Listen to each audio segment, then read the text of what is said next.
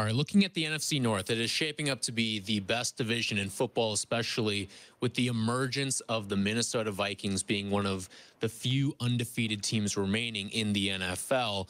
I ask you guys, which team in the division is going to give the Bears the most trouble? The Packers, because that's what the Packers do.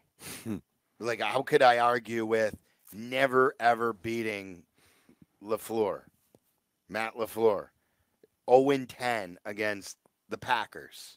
Like, every year I think it's time to beat the Packers or they're going to end it. They don't. I until they show me, I'm not believing that they're going to do it. Packers defense had a hard day at home against the Vikings this past Sunday. I think they were without 2 or 3 of their top corners. I probably would agree because I think they're a more well-rounded team than the Vikings, I think, at the end of the day. But that Vikings defense, where this Bears offense currently the way they are, I think the Vikings can have their way with the Bears offense more than the other 2 teams in the division. But overall, I would say the Packers do. I think the Bears defense really matches up well with the Lions, and we've seen that play out. Yeah. So I'd probably say overall the Packers also would be the most difficult match.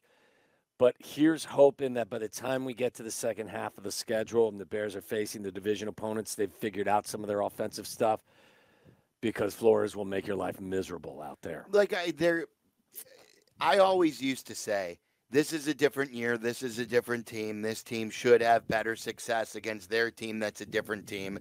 But I've said that too many times to just all of a sudden start thinking that that's true. I've got to now – this has happened too long through too many different quarterbacks, through too many different coaches. Lovey was really the only one who stopped the bleeding for a short period of time. So you've come off the thought that Jordan Love, it was just a hoax the first year? No, he threw 3. Did he throw 3 interceptions last week? Yeah, he threw 4 touchdowns and 3 interceptions. Yeah, that's not good. His receivers. 3 interceptions. Yeah, it didn't help him much, but playing on one leg. Oh, so excuse making, huh? Playing on one leg. That's the playing first. On one leg. That's the first thing. Well, maybe he shouldn't have come back so soon, like I said, against Brian Flores' defense. Well, maybe you should have picked the Vikings instead of the Packers as their biggest threat then. No, because there are just certain teams that give teams problems. The proof is in the pudding. The pudding. Lots of pudding over here. It's off-putting, I'll tell you that. Soft pudding? Off. Off pudding.